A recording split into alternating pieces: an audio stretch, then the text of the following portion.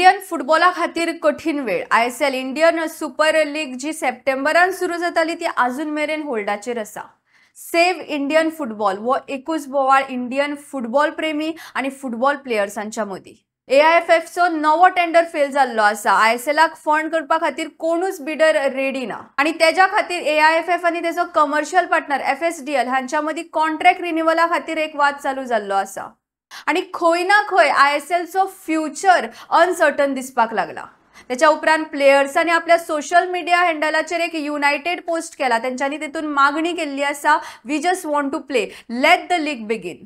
Clubs बंद पडपाक लागल्या, ट्रेनिंग बंद जावपाक लागला, सॅलरी स्टाफांक सारखी मेळना, खंय ना खंय फुटबॉल नावाचो हो सुंदर संवसार भारतान हालपाक लागलेलो आसा। थोडे म्हणतात BCCI हांगा मदतीचो पावल घालचो म्हणून ऑफिशियली काय अनाउन्स जाल्ले ना, पण लोकांचे अशें उलोवप चालू आसा। या सगळ्यांच्या दरम्यान फुटबॉलान भारत 99th रँकार असलो, जो आता 136th रँकार पाविल्लो आसा।